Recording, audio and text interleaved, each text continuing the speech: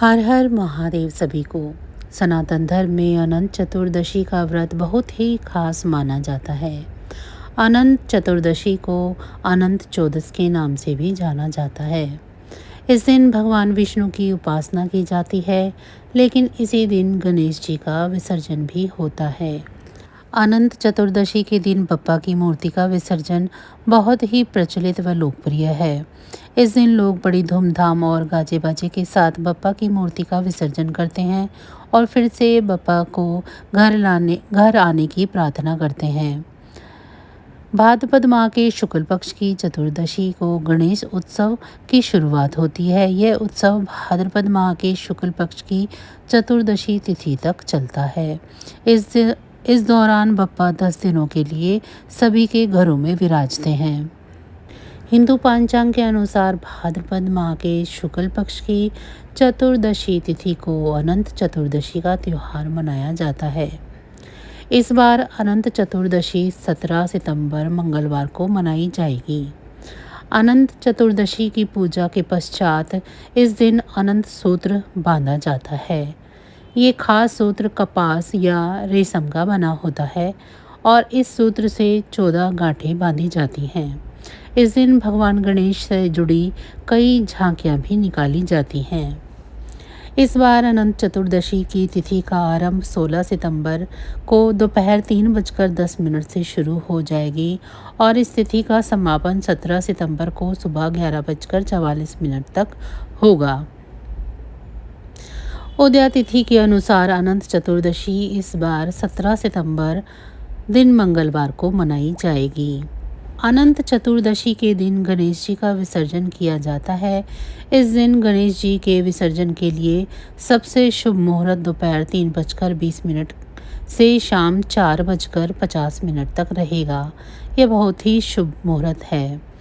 आपको केवल 1 घंटा 30 मिनट का समय मिलेगा। विसर्जन से पहले पूजन मुहूर्त सुबह 6 बजे से 11:40 तक रहेगा। इस दिन प्रातःकाल उठकर स्नान करें और साफ सुथरे वस्त्र धारण करें। पूजा स्थल को साफ कर लें और उसके बाद उस पर गंगा जल का छिड़काव करें। फिर पूजा स्थल पर भगवान विष्णु की प्रतिमा या चित्र स्थापित करें। भगवान विष्णु को अक्षत, फूल, धूप, दीप, नैवेद्य, इत्र, चंदन आदि चीज़ें अर्पित करें। इस दिन भगवान विष्णु की आरती करें और उनके मंत्रों का जाप करें। अंत में भगवान विष्णु को अनंत सूत्र अर्पित करें। गणेश विसर्जन से पहले गणेश जी की विधिवत पूजा करें। पूजा के समय उन्हें मोदक एवं फल का भोग लगाएं। इसके बाद साथ ही गणेश जी की आरती करें। अब गणेश जी को विदा लेने के लिए प्रार्थना करें। पूजा स्थल से गणपति महाराज की प्रतिमा को सम्मान पूर्वक उठाएं। पटरे पर गुलाबी वस्त्र बिछाएं। प्रतिमा को एक लकड़ी के पट्टे पर धीरे से रखें।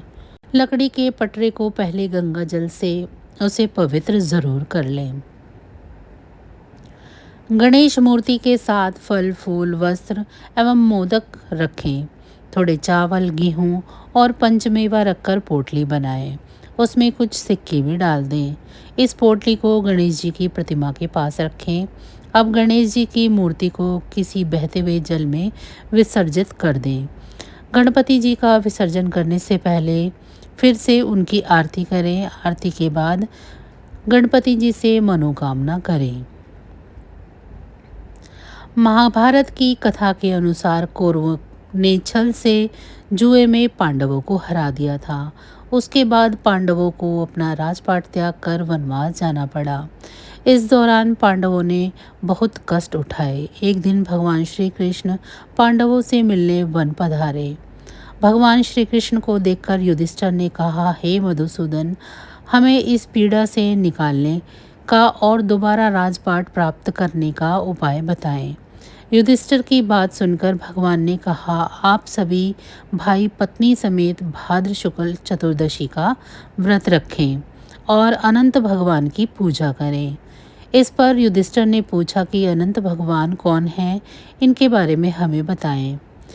इसके उत्तर में श्री कृष्ण जी ने कहा कि यह भगवान विष्णु के ही रूप हैं। चतुर्मास में भगवान विष्णु शेषनाग की सैया पर अनंत शयन में रहते हैं।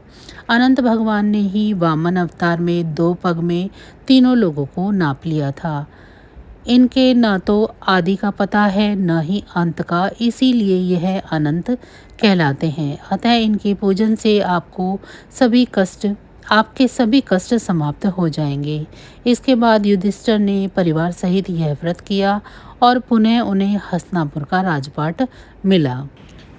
हिंदू धर्म में अनंत चतुर्दशी का विशेष महत्व होता है। इस दिन बाजू पर 14 गांठों वाला रक्षा सूत्र बांधा जाता है। यह सूत्र सूती या रेशमी धागे से बना होता है। अनंत डोर यानी रक्षा सूत्र में बंधी 14 गांठें अलग अलग लोगों का प्रतीक मानी जाती है। ऐसा माना जाता है कि जो व्यक्ति 14 वर्षों तक पूरे विधि विधान से पूजा करके 14 गांठों वाला धागा बांधता है, उसे विष्णु लोक की प्राप्ति होती है। अनंत चतुर्दशी के दिन अनंत डोरे को पुरुष अपने दाहिने हाथ पर बाजू में बांधते हैं और महिलाएं अपने बाएं हाथ की बाजू पर बांधती हैं। अनंत डोर को बांधने से पहले मंदिर में रखकर भगवान विष्णु की विधि विधान से पूजा के बाद ही इसे बांधा जाता है। जिन घरों में अनंत डोर बांधने की परंपरा है, वहां लोग उपवास रखते हैं।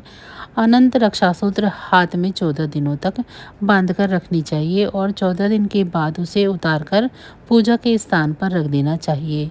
यदि कोई 14 दिनों तक धागे बांधकर नहीं रह सकता है तो जिस दिन पूजा हुई है उसी दिन धागा उतारकर मंदिर में रख दे।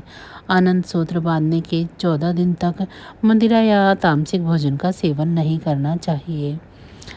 ज्योतिष शास्त्र के हिसाब से इस दिन कुछ उपायों को करना बहुत ही शुभ माना जाता है। इन उपायों के करने से जीवन के सभी कष्ट दूर होते हैं, सुख समृद्धि में वृद्धि होती है, धन धान्य की प्राप्ति होती है। आइए एक नज़र इन उपायों पर डाल लेते हैं।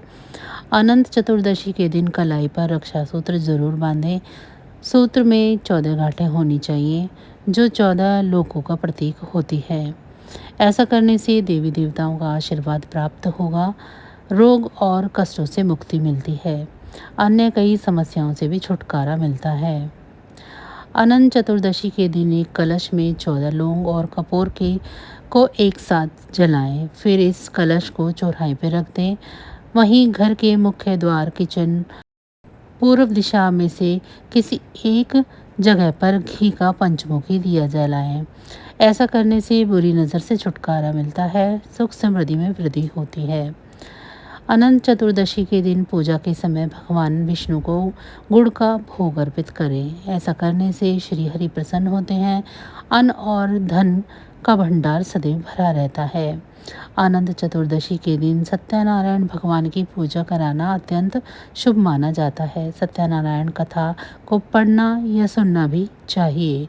ऐसा करने से भगवान विष्णु और माता लक्ष्मी की कृपा बरसती है, धन की कभी कमी नहीं होती है और कष्टों से मुक्ति मिलती है। भाद्रपद माह के शुक्ल पक्ष की चतुर्थी तिथि पर अनंत सुख देने वाले अनंत चतुर्दशी का व्रत किया जाता है। मान्यता है साल भर में इस दिन श्री हरि की पूजा कर ली जाए तो 14 साल तक अनंत फल प्राप्त होता है। पौराणिक कथा के अनुसार प्राचीन समय में सुमंत नाम का ब्राह्मण अपनी बेटी दीक्षा और सुशीला के साथ रहता था। सुशीला जब विवाह लायक हुई तो उसकी मां का निधन हो गया। सुमंत ने अपनी बेटी सुशीला का विवाह कौंडिन्य ऋषि से कर दिया। कौंडिन्य ऋषि सुशीला को लेकर अपने आश्रम जा रहे थे, लेकिन रास्ते में ही रात हो गई तो एक जगह पर वो रुक गए। उस जगह कुछ स्त्रियां अनंत चतुर्दशी की पूजा कर रही थी। सुशीला ने भी महिलाओं से उस व्रत की महिमा जानी और उनसे भी 14 गांठों वाला अनंत धागा पहन लिया और कौंडिन्य ऋषि के पास आ गई। लेकिन कौंडिन्य ऋषि ने उस धागे को तोड़कर आग में डाल दिया। इससे भगवान अनंत सूत्र का अपमान हुआ। श्री हरि के अनंत रूप के अपमान के बाद कौंडिन्य ऋषि की सारी संपत्ति नष्ट हो गई और वे दुखी रहने लगे। फिर कौंडिन्य ऋषि उस अनंत धागे की प्राप्ति के लिए वन में भटकने लगे। एक दिन वे भूख प्यास से जमीन पर गिर पड़े। तब भगवान अनंत प्रकट हुए। उन्होंने कहा कि कौंडिन्य, तुमने अपनी गलती का पश्चाताप कर लिया है। अब घर जाकर अनंत चतुर्दशी का व्रत करो और 14 साल तक इस व्रत को करना। इसके प्रभाव से तुम्हारा जीवन सुखमय हो जाएगा और संपत्ति भी वापस आ जाएगी। कौंडिन्य ऋषि ने वैसा ही किया, जिसके बाद उनकी धन संपत्ति वापस लौट आई और जीवन खुशहाल हो गया। तो बस आज की जानकारी इतनी ही थी। फिर मिलेंगे हम आपको ऐसी ही किसी अन्य जानकारी के साथ अगली वीडियो में। तब तक अगर आपको मेरी ये जानकारी अच्छी लगी है तो वीडियो को लाइक करें। चैनल को सब्सक्राइब नहीं किया है तो चैनल को सब्सक्राइब कर लें, ये बिल्कुल फ्री है। इसी के साथ भगवान विष्णु की कृपा दृष्टि आप सभी पर सदैव बनी रहे। आप सभी का बहुत बहुत धन्यवाद।